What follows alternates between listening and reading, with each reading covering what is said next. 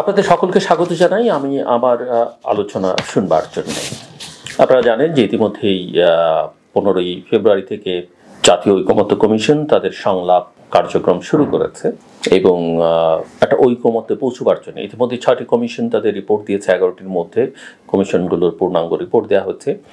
Professor Mohammad ইউনূসের নেতৃত্বে এই commission কাজ শুরু করেছে, যদিও যেটা বোঝা যাচ্ছে যে কমিশনের যিনি vice chair professor doctor Ali Riaz তিনি মূলত অপারেশনাল পার্টটা হ্যান্ডেল করবেন।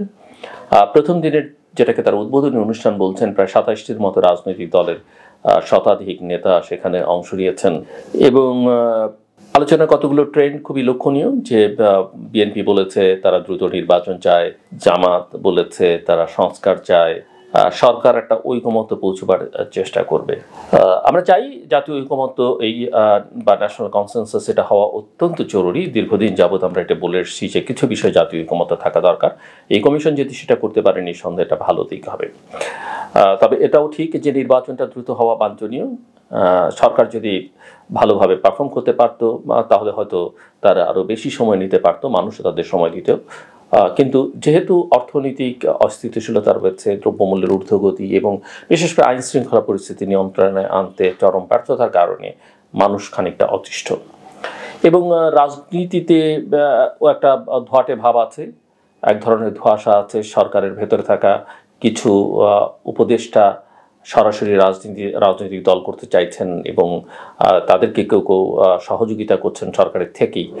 সেটি নিয়ে মানুষের মধ্যে সরকারের নিরপেক্ষতা যে নেই সেই প্রশ্ন আছে এবং রাজনৈতিক দলগুলো এটি নিয়ে অনেকটাই শঙ্কার মধ্যে আছে। রাজনৈতিক দল যে কেউ করতে পারেন, যে কেউ করবার অধিকার আছে এবং এই ছাত্র আন্দোলনে থাকা সামনের সারিতে ছাত্র নেতারা রাজনৈতিক দল করবেন সেটা নিঃসন্দেহে অত্যন্ত আশার কথা, ভালো কথা।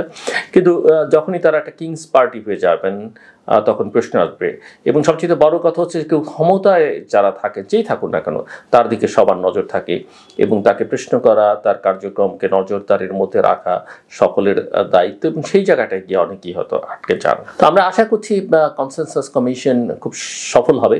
কিন্তু এই বৈঠকের একটা চিত্র খুবই অবাক করার বিষয়। এটার দোষ অবশ্য সরকারেরও না, কনসেনসাস কমিশনেরও না, এটার রাজনৈতিক দলগুলোর একটা সমস্যা। সেটা হচ্ছে যে আমরা জানি যে এই আন্দোলনে মেয়েদের অংশগ্রহণ ছিল ব্যাপক। বাংলাদেশের জনসংখ্যা ছেলেদের চেয়ে মেয়েদের সংখ্যা অনেক বেশি, কিন্তু এই সংলাপে ঐকমত্য পৌঁছবার জায়গায় যে রাজনৈতিক দলগুলোর সঙ্গে আলোচনায় কমিশন বসলো সেখানে সেই অর্থে কোনো নারীর প্রতিনিধিত্ব দেখা গেল না। মানে কোনো রাজনৈতিক দলের নেতৃত্বে সেই অর্থে কোনো নারী আছেন এমনটা আমরা দেখলাম না, সব পুরুষে সয়লাম। এটা একটা দিক। আরেকটা দিক হচ্ছে যে বিএনপির দিক থেকে সেটা যেভাবে ব্যাখ্যা করেন না কেন, তারা তাদের দ্রুত নির্বাচন চাইবার পক্ষে তাদের দিক থেকে যুক্তি আছে। জামায়াত সংস্কার চাইছে, কিন্তু এখানে একটা প্রশ্ন তোলা যেতেই পারে যে জামায়াত ইসলামের নিবন্ধন কিন্তু এখনও নেই। কাজেই এখন পর্যন্ত জামাত কিন্তু নির্বাচন করতে পারবার কথা না অফিসিয়ালি। তো সেই কারণেই কিনা জামাত একটু দীর্ঘসূত্রিতা মধ্যে সরকারকে নির্বাচনকে বিলম্বিত করতে চাইছে বা সরকারকে একটু বেশি সময় রাখতে চাইছে। অন্যদিক থেকে অনেকে মনে করেন যে এই সুযোগে জামাত নিজেদের লোকজনকে নানা জায়গায় বসিয়ে আসলে একটু সবকিছু পাকাপোক্ত করতে চাইছে। সো এর মধ্য দিয়ে যাচ্ছে, কিন্তু সরকারের জন্য কিন্তু অনেকগুলো খারাপ দিক আমরা লক্ষ্য করছি, যেটা হওয়া বাঞ্ছনীয় নয়। এবং সম্প্রতি আমরা জানি যে প্রফেসর মোহাম্মদ ইউনূস দুবাইতে গিয়েছিলেন, ইউনাইটেড আরব এমিরেটসে গিয়েছিলেন, আমাদের পররাষ্ট্রমন্ত্রী ওমানে গেছেন। মিউনিক সিকিউরিটি কনফারেন্স আপনারা জানেন পৃথিবীর মধ্যে অত্যন্ত পুরনো একটা অত্যন্ত বড় আন্তর্জাতিক সম্মেলন, সিকিউরিটি কনফারেন্স, যেখানে পৃথিবীর বহু দেশের নেতারা যান। বাংলাদেশের সরকার প্রধান আগে সেখানে বহুবার গেছেন, অনেকেই গেছেন। এবার আমাদের পররাষ্ট্রমন্ত্রী বা প্রধান উপদেষ্টাকে সেখানে দেখা গেল না, বরং তারা আরব আমিরাটস এবং ওমানকে বেছে নিলেন। এখানকার লাভ ক্ষতি কি সেটা আমরা জানি না কি হয়েছে, তবে দুজন ইনভাইটেড ছিলেন আমি জানি এবং মেইন স্টেজে প্রফেসর মোহাম্মদ ইউনূসকে বক্তব্য রাখবার জন্যে আমন্ত্রণ জানানো হয়েছিল, তারা সেটা ডিক্লাইন করেছেন। অন্য অন্যদিকে আমরা এটাও দেখি যে কিভাবে আসলে চারদিক থেকে, এর আগে আমি আলোচনা করেছি যে যুক্তরাষ্ট্র, সুইজারল্যান্ড সহ ইউরোপের বহু দেশ কিন্তু যুক্তরাষ্ট্রটা যেমন সারা পৃথিবীব্যাপী, সুইজারল্যান্ড 3টা দেশকে বেছে নিয়েছে যাদের ফান্ড তারা এইড কাটিল করছে বা কেটে ফেলছে। সেখানে বাংলাদেশ কিন্তু সামনে চলে আসছে। নেদারল্যান্ডস চিন্তা করছে আস্তে আস্তে কীভাবে বাংলাদেশকে তাদের সহযোগিতা কমিয়ে ফেলবে। এরকম বহু জায়গায় বহু উদাহরণ আছে। যেমন সম্প্রতি আপনারা দেখবেন যে যুক্তরাষ্ট্রের অত্যন্ত বিশ্বখ্যাত ব্যবসায়ী ইলন মাস্কের নেতৃত্বে ডোনাল্ড ট্রাম্প একটা ডিপার্টমেন্ট করেছেন, ডিপার্টমেন্ট অফ গভর্নমেন্ট এফিসিয়েন্সি। সেখানে তারা তাদের রাষ্ট্রীয় খরচ কমিয়ে আনবার জন্যে সারা পৃথিবী জুড়ে যে এইড দেয় তার $723 মিলিয়ন তারা কাট করে দিয়েছে, এবং তার মধ্যে $29 মিলিয়ন বাংলাদেশের কেটে দেওয়া হচ্ছে, যেটা মূলত বাংলাদেশের পলিটিক্যাল স্ট্যাবিলিটি স্ট্যাক এর জন্য এই ফান্ডটা ছিল, সেই ফান্ডটা কিন্তু কেটে দিয়েছে। এবং বাংলাদেশ সম্পর্কে একটা ভাবমূর্তির সংকটও বাংলাদেশের তৈরি হচ্ছে, যেটা নিয়ে আমি অনেককেই দেখি যথেষ্ট উদ্বিগ্ন যে বাংলাদেশ আসলে গণতান্ত্রিক উত্তরণের যে প্রক্রিয়ার মধ্যে সেটা কি গণতন্ত্র উত্তরণ করতে চাইছে না বাংলাদেশ অন্য কোনো একটা জায়গায় আসলে চলে যেতে চাইছে, যেটাকে অনেকে অন্ধকারের যুগে বা পেছনে ফেরার কথাও বলছেন।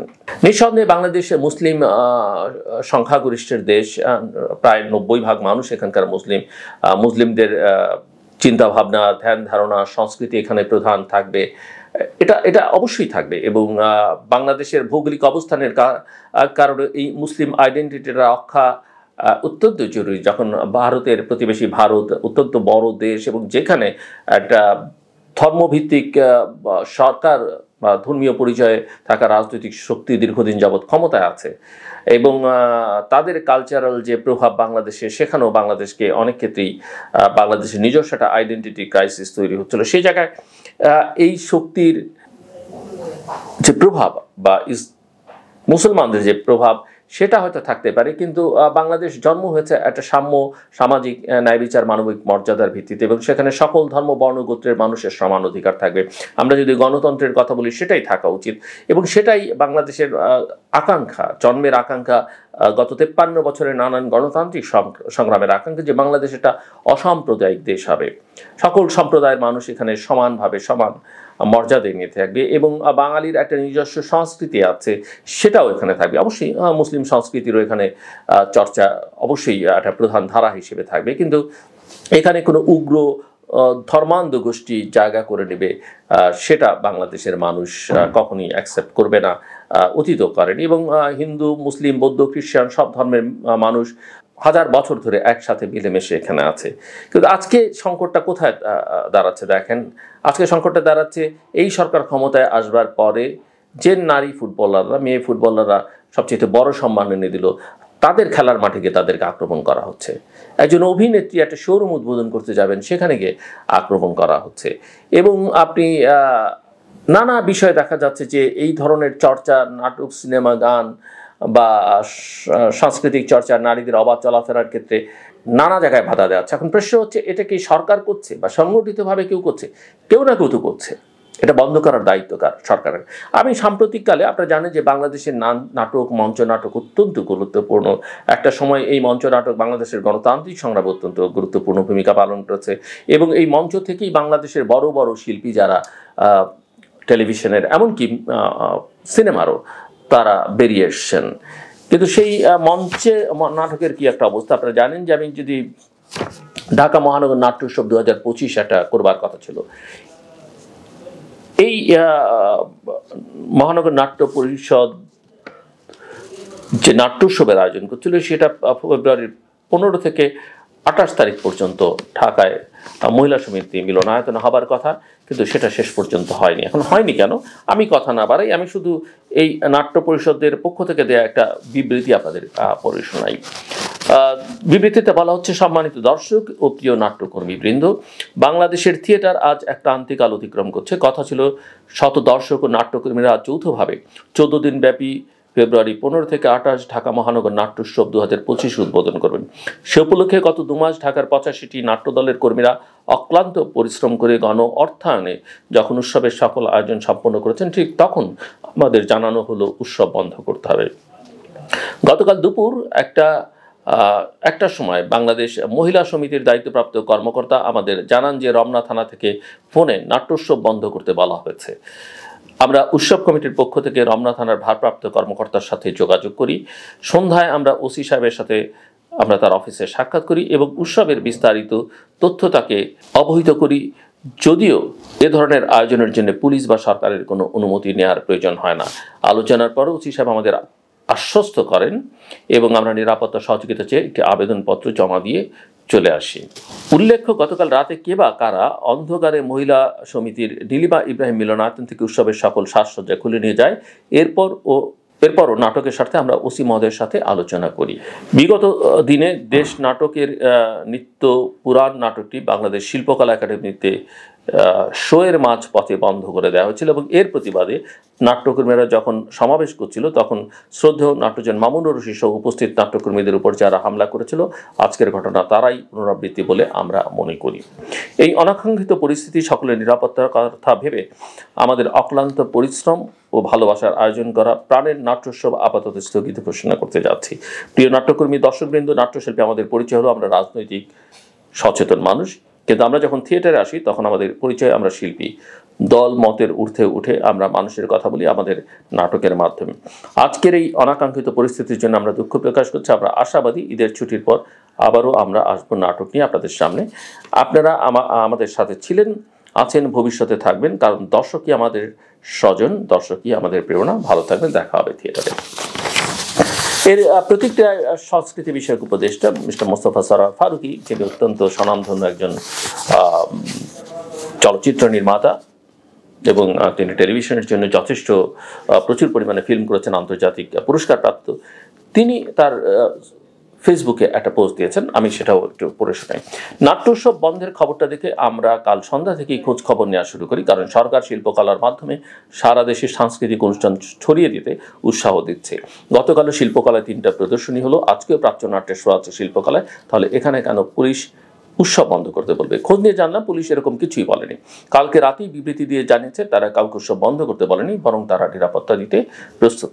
তাহলে আমাদের দ্রুত অনুসন্ধান থেকে জানা গেল নাট্যকর্মীদের মধ্যেই একটা অংশ উৎসবের বিরোধিতা করে মহিলা সমিতি কর্তৃপক্ষের কাছে হল বরাদ্দ বাতিলের জন্য জোর দাবি জানিয়ে আসছে বেশ কিছুদিন ধরে।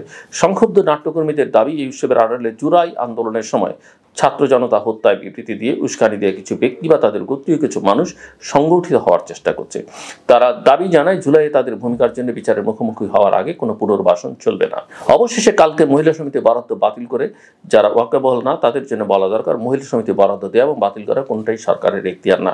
কিন্তু দুঃখজনক হচ্ছে বিবৃতিতে তারা এইসব কিছু না বলে কৌশলে প্রথমে পুলিশের কাঁধে দৌড় চাপানোর চেষ্টা করলো এবং বিবৃতি শেষে বলল মবের কারণে উৎসব বাতিল করতে হলো। তারা তো জানেই কারা তাদের বিরুদ্ধে প্রতিবাদ করছে। তাদের পরিচয় না লিখে মব বলে চালিয়ে দেওয়ার উদ্দেশ্য কি একটা বিশেষ ন্যারেটিভ প্রতিষ্ঠা করা, বা কেন ওই বিক্ষুব্ধ নাট্যকর্মীরা প্রতিবাদ করছে তারা জানে, কিন্তু সেটাও তারা বিবৃতিতে উল্লেখ না করা কি ওই বিশেষ ন্যারেটিভ প্রতিষ্ঠার চেষ্টা কিনা সেটা সবাই ভেবে দেখতে পারেন। পাশাপাশি আরেকটা প্রশ্ন আসে, জুলাইয়ে তাদের ভূমিকার জন্য জাতির কাছে এখনো কি একবারও ক্ষমার চাওয়ার প্রয়োজন বোধ করেছে তারা?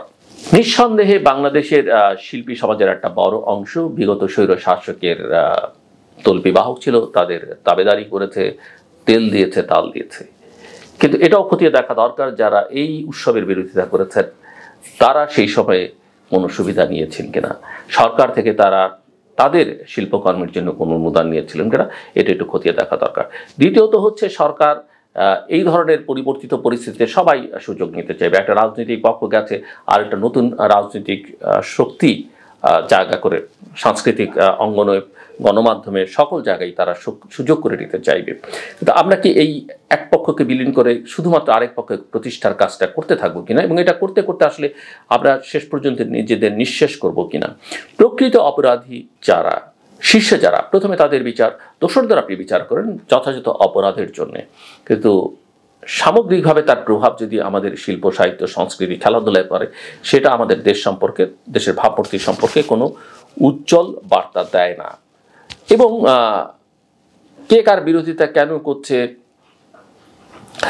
আমি বা অন্য কেউ 5ই আগস্টে কি বলেছিলাম আর এখন বিশেষ জায়গায় গিয়ে কি বলছি, সেগুলো কিন্তু মানুষ কিন্তু নজরের মধ্যে রাখছে। আমি আওয়ামী লীগ আমলে কী বলেছি, এখন কি বলছি, কোন পরিস্থিতিতে আমি আমার চেহারা পাল্টে ফেলছি সেগুলো কিন্তু সবাই জানে। যেমন ধরেন আমি গত 2-3 বছর বহু জায়গায় বলেছি, আমার ধারণা 32 নম্বর বাড়িটিও শেখ হাসিনা যা করছেন রক্ষা করতে পারবে না, থাকবে না। অগাস্টের সেই আন্দোলনের সময় বা 5, 6, 7 যখন দেশে সরকার ছিল, তখন যদি এই বাড়ি পুড়ে যেত, ভেঙে যেত, সবার কাছে স্বাভাবিক মনে হতো। কিন্তু 6 মাস পরে দেশে যখন একটা স্টেবল গভর্নমেন্ট আছে, একটা তো ওই বাড়ির ঐতিহাসিক গুরুত্ব আছে, তারপরে যে কোনো স্থাপনা, যে কোনো মানুষ, এমনকি যে কোনো অপরাধীর জান মাল রক্ষা করা কিন্তু একটা সরকারের দায়িত্ব। আপনি তার বিচার করেন, এবং বিচারে যদি বলে যে আদালত যদি বলে এই বাড়ি পুড়িয়ে ফেলতে হবে, ধ্বংস করে ফেলতে হবে, আপনি করতে পারেন। এবং শুধু 32 সালে নেই, সারা দেশে এই ঘটনাটা ঘটেছে। তো এটা এখন সরকার জনগণের ক্ষোভ বলে চালিয়ে দিয়ে তো পার পাবে না, এবং তাতে করে সরকার যে দেশে আছে সেটা তো মনে হয় না, এবং সবাই বোঝে যে তার মানে সরকার, আইন শৃঙ্খলা রক্ষাকারী বাহিনী কেউ কাজ করতে পারছে না। এটা সরকারের দুর্বলতা, দেশের ভাবমূর্তির জন্য একটা বড় সংকট। আমি শুধু যারা সরকার আছেন, দায়িত্বে আছেন, তাদের অনেকেই আমাদের ঘনিষ্ঠ। তত্ত্বাবধায়ক সরকার, অন্তর্বর্তীকালীন সরকারের প্রধান তো আমাদের সবার শ্রদ্ধেয় মানুষ, এবং সরকারে যারা আছেন তাদের কাছে আমরা হয়তো গুরুত্বহীন হতে পারি, কিন্তু তাদেরকে আমরা চিনি, জানি, এবং এক পথে একসাথে বহু জায়গায় আমরা নানা ফোরামে কথা বলেছি, নানান জায়গায় একসাথে পথ হেঁটেছি, একসঙ্গে কাজ করেছি, সবাইকে আমরা চিনি। সো আমরা অনুরোধ করব যে তারা যেন এই বিষয়গুলো বোঝেন। তাদের কেউ আমরা ক্ষমতা থেকে সরেও যেতে বলছি না, আমরা কেউ ক্ষমতায় যেতেও চাইছি না, অন্তত আমি তো নাই, কিন্তু তাদের বোধের মধ্যে এটা আনতে হবে। আমার কথা শুনবার জন্য অসংখ্য ধন্যবাদ, আপনাদের সবার জন্য শুভকামনা।